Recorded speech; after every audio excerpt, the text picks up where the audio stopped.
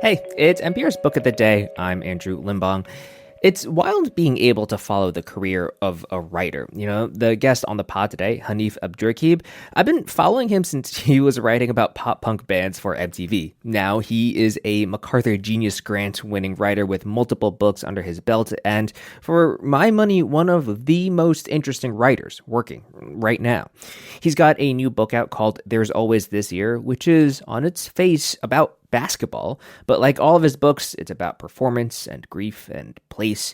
Abdurraqib is from Ohio, and so it makes sense that a lot of his basketball book would focus a lot on LeBron James. And Abdurraqib talked to NPR's Scott Detrow about what LeBron James represents in terms of aging and mortality. That's ahead. This message comes from NPR sponsor Sony Pictures Classics presenting Wicked Little Letters, a new mystery comedy based on an outrageously true scandal starring Olivia Colman and Jessie Buckley. In a 1920s English seaside town, residents begin to receive wicked letters full of unintentionally hilarious profanities, prompting a national uproar and a criminal investigation. Wicked Little Letters is now playing only in theaters. The new book, There's Always This Year, opens with an invitation. Here's a quote. "If you please imagine with me, you are putting your hand into my open palm, and I am resting one free hand atop yours, and I am saying to you, and I would like to commiserate here and now about our enemies. We know our enemies by how foolishly they trample upon what we know as affection, how quickly they find another language for what they cannot translate as love. And what follows from that is a lyrical book about basketball, but also about geography, luck, fate, and many other things too. It's also about how the career arc of basketball great LeBron James is woven through the life of the book's author, Hanif Abdurraqib, who joins us now. Welcome back to the show. Thank you for having me again, Scott. It's really wonderful to be here. I love this book so much, but I'm not entirely sure how to describe it. It's part memoir, part meditation, part poetry collection, part essay collection. How do you think about this book? It's funny. I've been running into that too early on in the process and now, still when I'm asked to kind of give an elevator pitch. And I think really, if I'm being honest, that feels like an achievement to me because so much of my intent with the book was working against a singular aboutness or positioning the book as something that could be operating against neat description because I think I was trying to tie together multiple ideas, sure, through the singular and single lens of basketball, but I kind of wanted to make basketball almost just a canvas atop which I was laying a lot of other concerns, be it mortality or place or fatherhood and sonhood in my case. I think mostly it's to look about mortality, to look about the passage of time in attempting to be honest with myself about the realities of time's passing. Yeah. It seemed to me like it could also be a book about geography, about being shaped by the place you grew up in and that moment where you choose to stay or leave, or maybe leave and come back. And I was hoping you could read a passage that deals directly with that for us. Of course. Yeah. This is from the third quarter or the third act of the book. "It bears mentioning that I come from a place people leave. Yes, when LeBron left, the reactions made enough sense to me, I suppose, but there was a part of me that felt entirely unsurprised. People leave this place. There are Midwestern states that are far less discernible on a blank map, sure. Even with an understanding of direction, I am known to mess up the order of the Dakotas. I've been known to point at a great many square-like landscapes while weakly mumbling, 'Nebraska?' And so I get it. We don't have it too bad. People at least claim to know that Ohio is shaped like a heart. A jagged heart, a heart with sharp edges, a heart as a weapon. That's why so many people make their way elsewhere." What does Ohio and specifically what does Columbus mean to you and who you are? I think at this stage of my life, it's the one constant that keeps me tethered to a version of myself that is most recognizable. You don't choose place. Place is something that happens to you. Place is maybe the second choice that is made for you after the choice of who your parents are. But if you have the means and ability, there are those of us who at some point in our lives get to choose a place back. And I think choosing that place back doesn't happen once. I mean, it happens several times. It's like any other relationship. You are choosing to love a place or a person as they are, and then checking in with if you are capable of continuing to love that place or person as they evolve, sometimes as they evolve without you, or sometimes as you evolve without them. And so it's a real a math problem that is always unfolding. Someone asking the question of what have I left behind in my growth, or what has left me behind in a growth that I don't recognize. So, Columbus doesn't look the way, just from an architectural standpoint, does not look the way it looked when I was young. It doesn't even look the way it looked when I moved back in 2017. And I have to kind of keep asking myself what I can live with.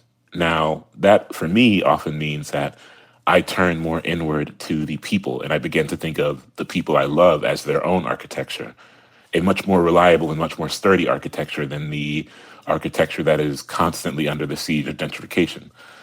And that has been grounding for me. It's been grounding for me to say, okay, I can't trust that this building will stay. I can't trust that this basketball court will stay. I can't trust that this mural or any of it will stay. But what I do know is that for now, in a corner of the city, or in many corners of the city, there are people who know me in a very specific way, and we have a language that is only ours. And through that language, we render each other as full cities unto ourselves. Yeah. Can you tell me how you thought about basketball more broadly, and LeBron James specifically, weaving in and out of these big questions you're asking? Because in the first, I guess the second and third quarter, really, of the book, and I should say you organize the book like a basketball game in quarters. You're being really, you're writing these evocative, sad scenes of how, like you said, your life was not unfolding the way you wanted it in a variety of ways. And it's almost like LeBron James is kind of floating through as a specter on the TV screen in the background, keeping you company in a moment where it seems to me like you really needed company. Like, how did you think about your relationship with basketball and the broader moments and the broader thoughts in those moments? Oh man, that's not only such a good question, but that's such a good image. LeBron James on the TV in the background, because it was that. In a way, it was that in a very plainly material, realistic, literal sense. Because when I was, say, unhoused, right? Yeah. I would kind of, sometimes at night you kind of just wander. You find a place and you walk through downtown. And I remember very clearly walking through downtown Columbus and just hearing the Cavs games blaring out of open doors to bars or restaurants and things like that. And not having, I couldn't go in there because I had no money to buy anything, and I would eventually get thrown out of those places. So, I think playing and watching basketball, even though this book is not like a heavy, in-depth basketball biography or a basketball memoir, I did spend a lot of time watching so much of the research for this book was me watching clips from the early mid-2000s of LeBron James playing basketball, because my headspace while living through that was entirely different. It was like you said, like LeBron was on a screen in the background of a life that was unsatisfying to me. So they were almost like being watched through static. And now when I watch them, the static clears and they're a little bit more pleasurable. And that was really joyful. LeBron James, of course, left the Cavs for a while. He took his talents to South Beach, went to the Miami Heat. You write, and I was a little surprised, that you have a really special place in your heart for, as you call them, the LeBron-less years and the way that you interacted with the team. What do you think that says, and why do you think you felt that way and feel that way about the LeBron-less Cavs? I'm trying to think of a softer word than awful, but you know what? They were awful. I mean, they were, but that did not stop them from playing this kind of strange level of hard at times, because I think it hit a point, particularly in the late season, where it was clear they were giving in and tanking. But some of those guys were like old professionals. There's like an older Baron Davis on that team. Some of these guys did not want to be embarrassed. And that to me was miraculous to watch, because they're still professionals, they're still NBA players. And to know that these guys were playing on a team that just could not win games. They just didn't have the talent, but they individually did not want to give up the appearance that they weren't fighting. There's something beautiful and romantic about that to me.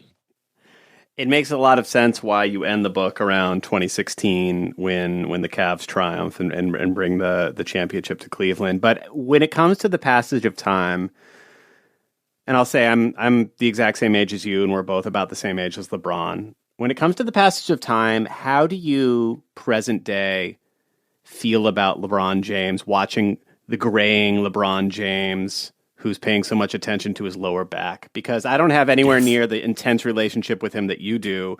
But I mean, I remember reading that Sports Illustrated when it came out. I remember watching him in high school on ESPN, and I feel like going on this my entire adult life journey with him. And I feel like weirdly protective of LeBron James now, right? Like, you be careful with him. And I'm wondering how you think about him today, and what that leads your brain to, given this long relationship you have with him. I find myself mostly anxious now about LeBron James, even though I think he's still playing at a high level. I mean, I think that's not a controversial statement, but while he is still playing at a high level, I'm like everyone else, I'm kind of aware that it does seem like parts of him, or at least he's paying a bit more attention to the aches that just come with aging, right? Yeah. I have great empathy and sympathy for an athlete who's dedicated their life to a sport, who is maybe even aware that their skills are not what they once were, but still are playing because that's just what they've done. And they are, in some cases, maybe still in pursuit of one more ring or one more legacy building exploit that they can attach to their career before moving on to whatever is next.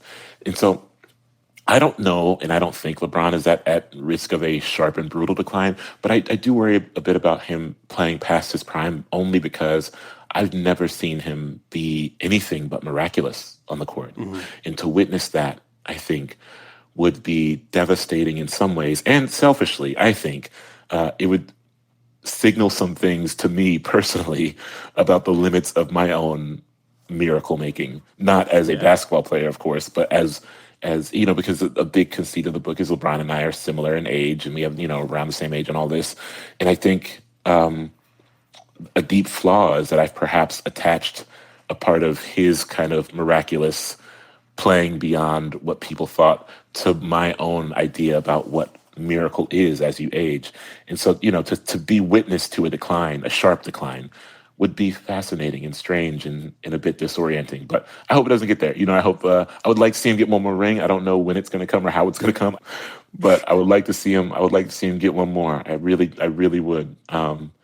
My dream, selfishly, is that it happens again in Cleveland. He'll come back here and team up with, some good young players and get one more ring for Cleveland, because I think Cavs fans, deserve that to the degree that anyone deserves anything in sports. That would be a great storybook ending. The last thing I wanted to ask about are these vignettes and poems that dot the book in praise of legendary Ohio Aviators. Can you tell me what you were trying to do there? And then I'd love to end with you reading a few of them for me. Yeah, I'm so glad you asked about that. I haven't gotten to talk about that as much in that. Those were the first things I wrote for the book. I wrote 30 of them, I think. And of course, they all didn't make it, but that was kind of an exercise, like a brain exercise. And I was trying to play with this idea of starting out with folks who were literally aviators. So it begins with John Glenn and Lonnie Carmen, and then working further and further away from aviation in a literal sense, much like the book is working further and further away from, say, basketball in this concrete sense. Because ascension, in my mind, isn't just moving upward. It is expansion, too. It is, I think, any directional movement away from where your position is. And so I got to be kind of flexible with ideas of ascent and growth and moving upward. And the last Aviator you did this for was you, and I'm hoping you can read what you wrote about yourself to end this. Oh gosh, okay. This is Hanif Abdurraqib, Columbus, Ohio, 1983 to present. Never dies in his dreams. In his dreams, he is infinite, has wings, feathers that block the sun, and yet, in the real living world, the kid has seen every apocalypse before it arrives, has been the architect of a few bad ones, still wants to be alive most days, been resurrected so many damn times, no one is surprised by the magic trick anymore. That's Hanif Abdurraqib, author of the new book, There's Always This Year on Basketball and Ascension. Thank you so much. Thank you, Scott. I really appreciate it.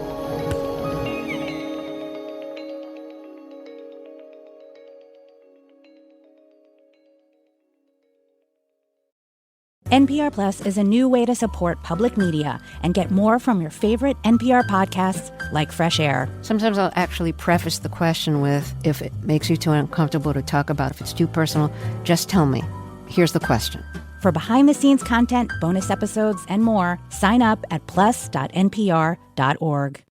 Support for NPR and the following message come from Rosetta Stone, the perfect app to achieve your language learning goals no matter how busy your schedule gets. It's designed to maximize study time with immersive 10-minute lessons and audio practice for your commute. Plus, tailor your learning plan for specific objectives like travel. Get Rosetta Stone's lifetime membership for 50% off and unlimited access to 25 language courses. Learn more at rosettastone.com/NPR. This message comes from NPR sponsor, the Capital One Venture X Card. Earn unlimited 2x miles on everything you buy. Plus, get access to a $300 annual credit for bookings through Capital One Travel. What's in your wallet? Terms apply. Details at CapitalOne.com.